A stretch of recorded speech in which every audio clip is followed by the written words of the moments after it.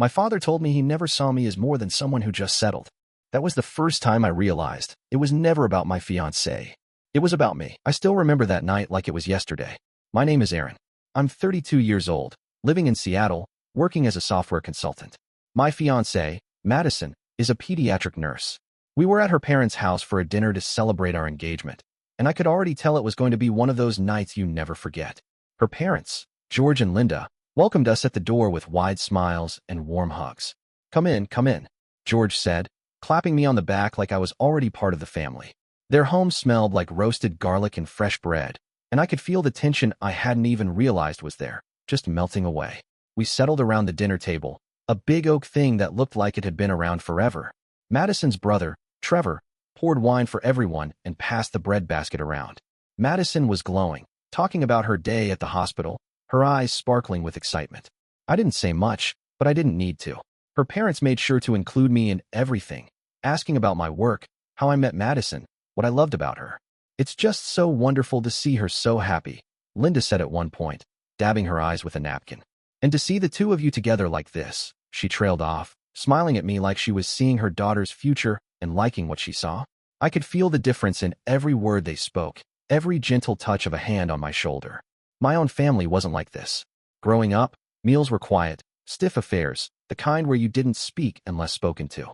But here, laughter echoed off the walls. People actually listened, asked questions, and seemed to care about the answers.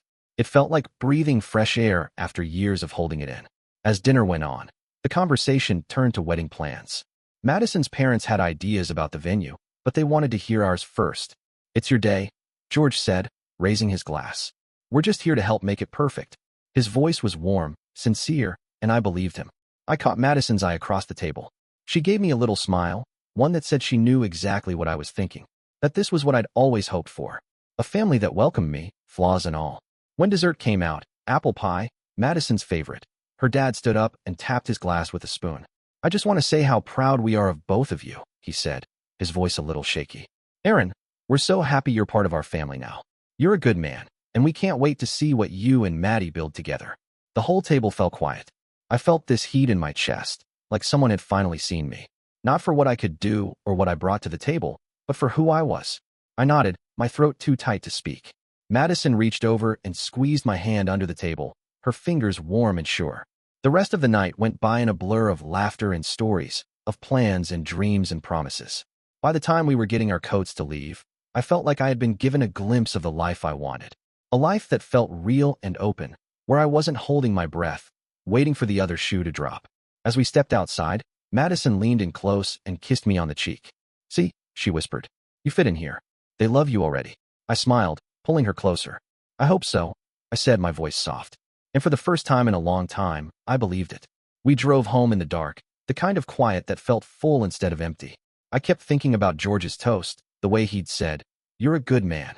And I realized that's all I'd ever really wanted, to be seen like that. And with Madison, with her family, maybe I finally was.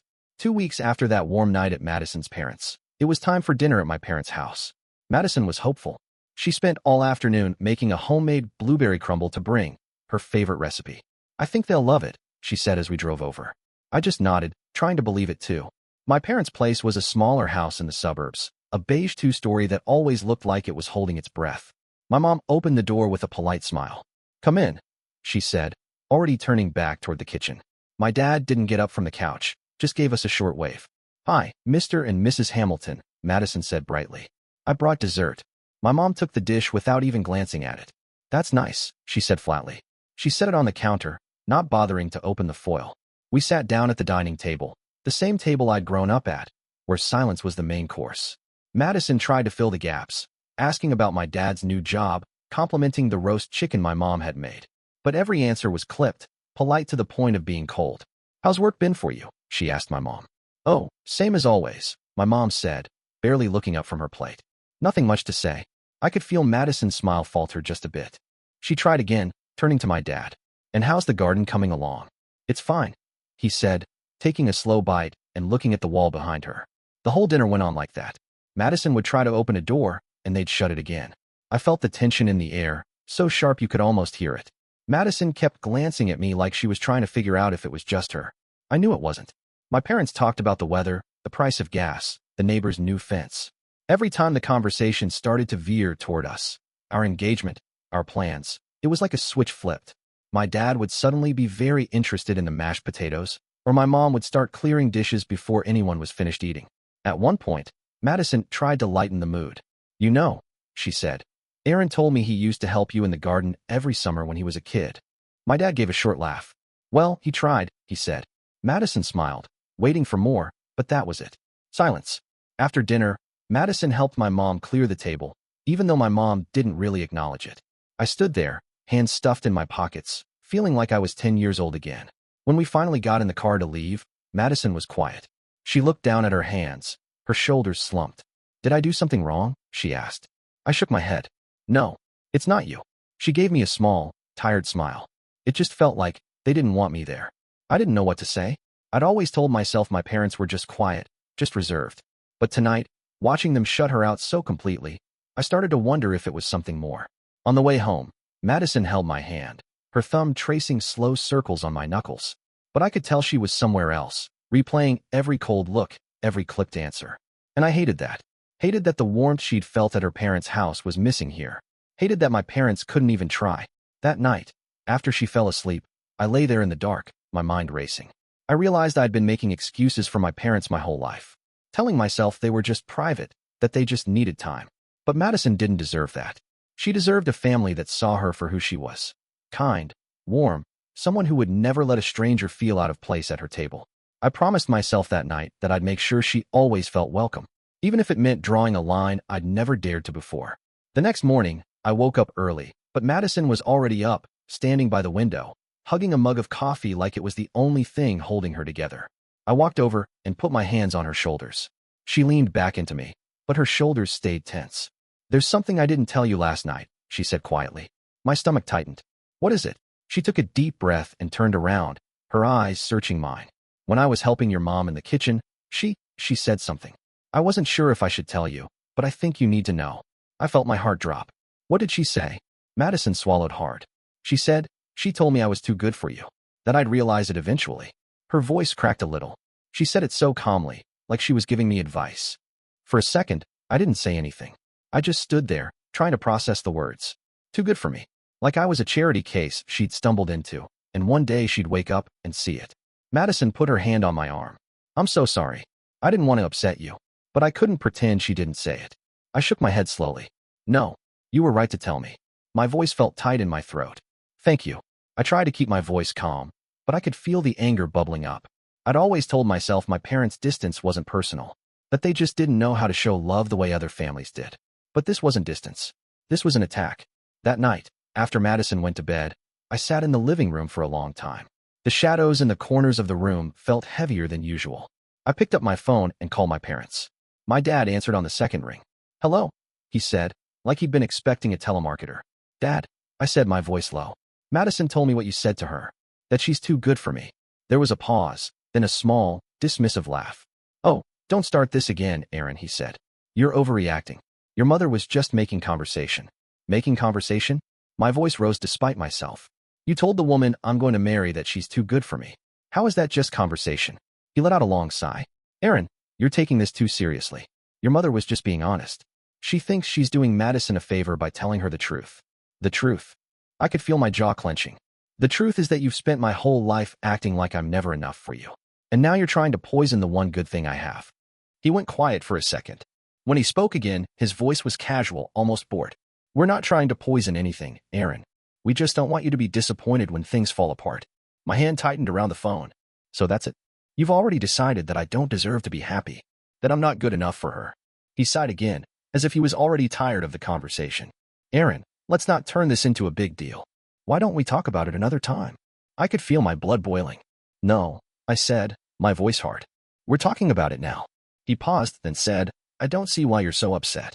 Madison's a lovely girl. She deserves someone who can live up to her. And you don't think that's me.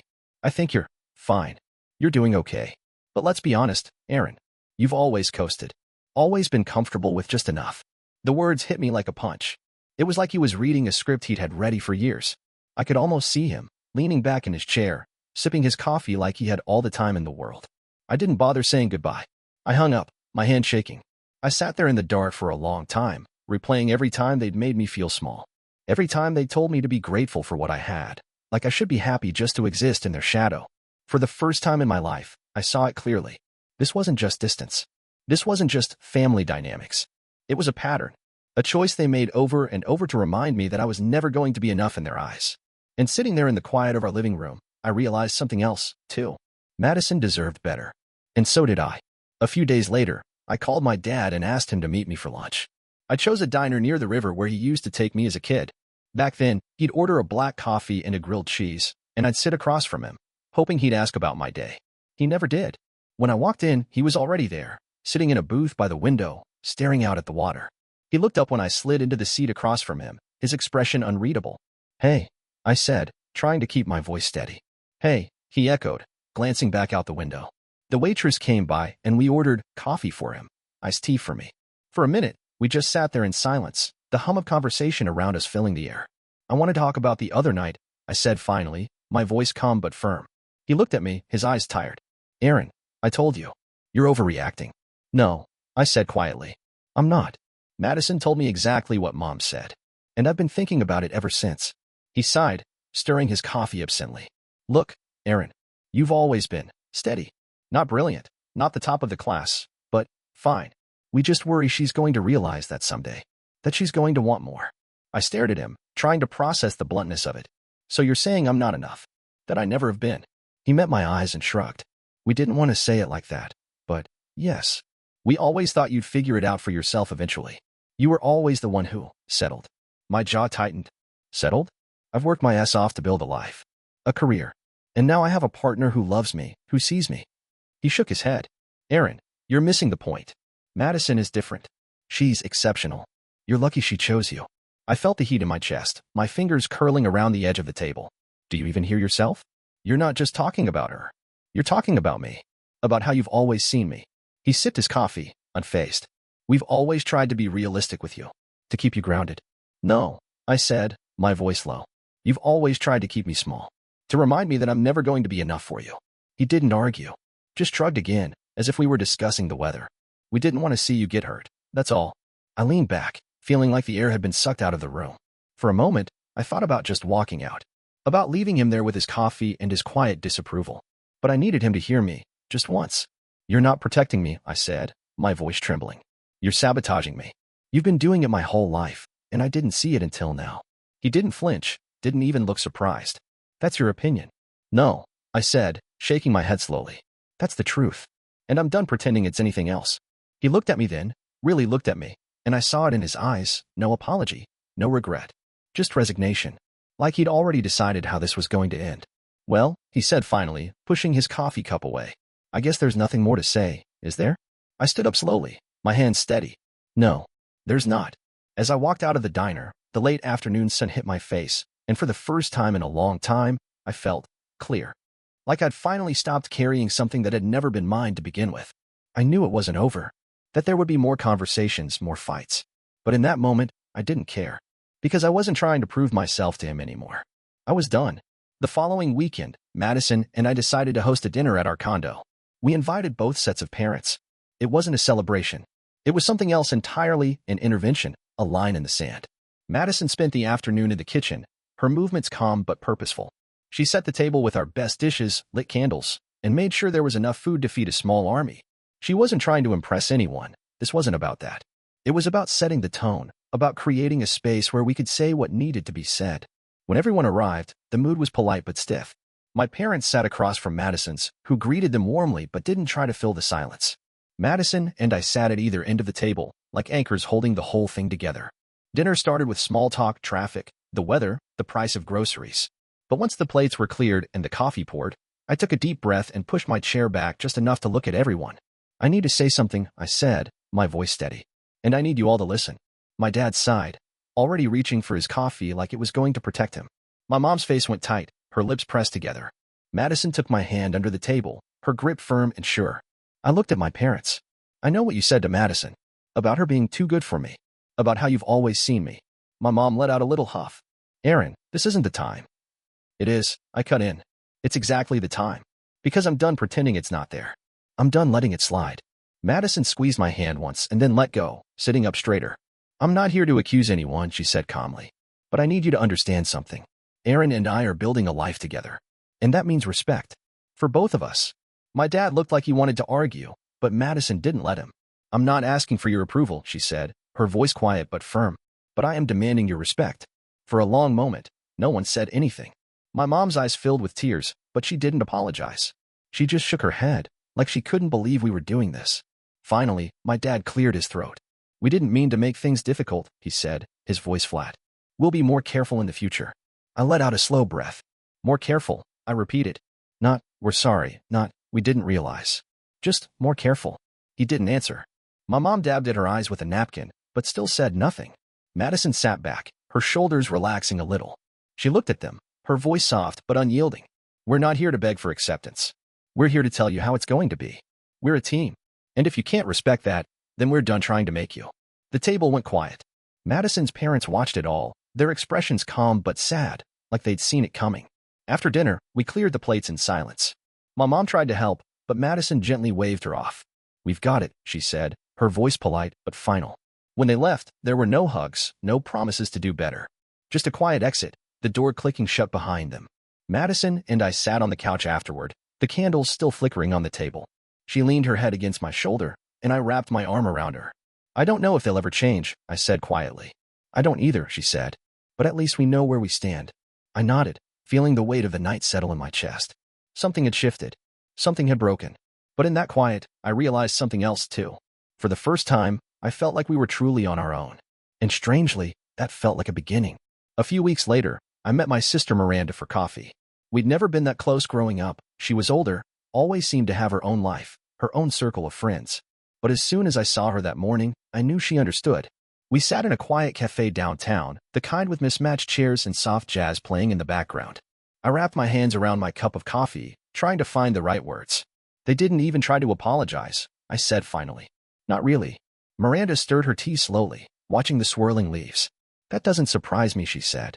They've always been that way. You know that. I looked at her, the weight of everything that had happened hanging heavy in the air. I guess I kept hoping it was just the way they were, that it didn't mean anything. She gave me a sad smile. I used to think that too, that they were just set in their ways, that it didn't come from a bad place. But the older I get, the more I see it for what it is.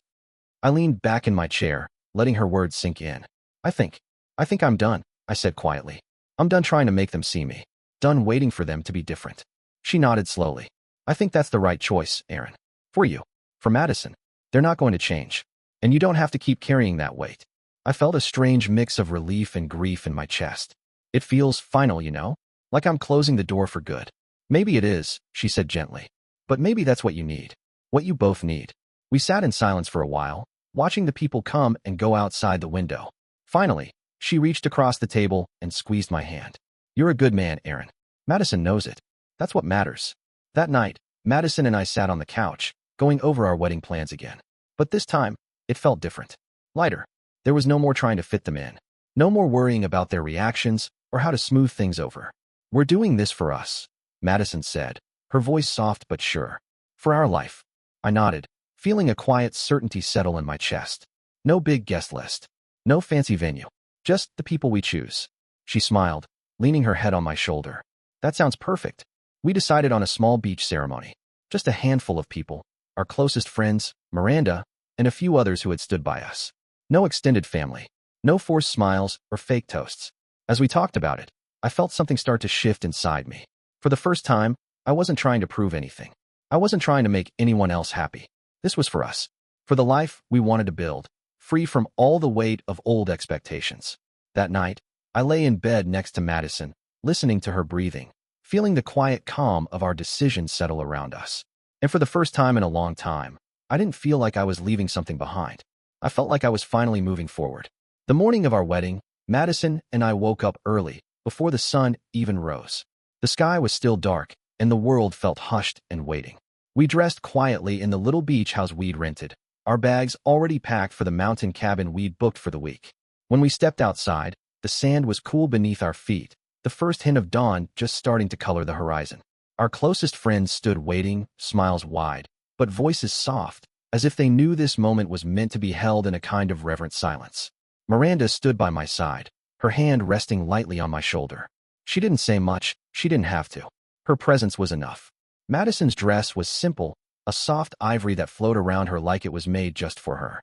She wore no veil, no jewelry except for the ring we'd chosen together. She was the most beautiful thing I'd ever seen. We stood facing each other, barefoot in the sand, the gentle sound of the waves behind us. The officiant spoke quietly, her words almost lost in the wind. But it didn't matter. All that mattered was Madison's eyes on mine, her fingers warm in my hands. "I promise to choose you, every day," she said, her voice steady, clear. "To build a life with you, not because of where we came from, but because of where we're going." I swallowed hard, feeling the weight of everything that had brought us here. "I promise to love you without question," I said, my voice rough with emotion. "To stand with you, even when it's hard. Especially when it's hard." The sun rose behind us as we said our vows, painting the sky in soft pinks and golds. We slipped the rings onto each other's fingers, and in that quiet dawn light, I felt something settle inside me. Like for the first time, I was exactly where I was meant to be. Afterward, we walked along the shore, hand in hand. Our friends cheered softly from a distance, but mostly it was just us. Just Madison and me. The weight of old wounds finally lifted. We spent the rest of that week in the mountains, in a small cabin surrounded by trees that whispered in the wind. We cooked simple meals together, took long hikes, and spent hours just sitting in front of the fireplace. No need to fill the silence. There was no cell service, no emails or missed calls. No one else's expectations pressing in. Just us. And in that quiet, I realized something that I hadn't been able to see before. I wasn't leaving my family behind. I was creating a new one. One built on choice, on trust, on the kind of love that doesn't demand more than it gives. Every morning, I woke up to the sound of Madison's laughter echoing through the cabin, and every night, I fell asleep knowing that this simple, honest life we were building together was worth everything it had taken to get here. When we got home from the mountains, it felt like stepping into a new life. The city was the same skyline, same busy streets, but everything felt different. Lighter. Like the weight I'd been carrying my whole life had finally fallen away. I started writing again. Not code, but words. Late at night, I'd sit at my desk with a mug of tea and tap out thoughts and memories. Little pieces of my past, and the way it felt to finally be free of it. I didn't know if anyone would ever read it, but that wasn't the point. It was like turning on a light in a room that had been dark for years. Madison threw herself into her nurse practitioner program, coming home every day with stories about her classes, her patients, her dreams for the future. She glowed with it, and seeing her so happy, so sure of herself, it was everything. Miranda found her own way, too. She'd always been the quiet one in the family, but she started speaking up more, drawing her own lines. She told me one day, over coffee, "I didn't realize how much I was holding myself back until you showed me it was okay to stop." We saw my parents less and less. They reached out a few times. My mom sent a card for Madison's birthday. My dad left a short voicemail on mine. But there was no real apology, no attempt to bridge the gap. And I was done trying. For the first time, I didn't feel guilty about it. I didn't feel like I was missing something. I felt whole. Some of my old friends fell away, too. The ones who had always been more interested in my connections, my job, than in me. But that was okay. I didn't need to be everything to everyone anymore. We started hosting small dinners in our condo, just a handful of people who mattered. Madison would cook, I'd play bartender, and we'd fill the place with laughter and stories. It felt like building a new family, one night at a time. One evening, after everyone had left and the dishes were piled in the sink, I sat on the couch, Madison's head resting in my lap. She looked up at me, her eyes soft. "Do you ever think about them?" she asked quietly. "About how different it all used to be?" I nodded slowly. "Yeah, but not the way I used to. It doesn't feel like a wound anymore. Just part of the story." She smiled, tracing her fingers over my wrist. "I'm glad." I looked around our little home, the candles still flickering on the table, the faint scent of dinner lingering in the air. And I realized that every day was a chance to build something real, not tied to blood or obligation, but to choice, to love, to the quiet, powerful truth of finally belonging to ourselves. For the first time in my life, I wasn't just surviving. I was living. And in that small, perfect moment, I knew that was enough.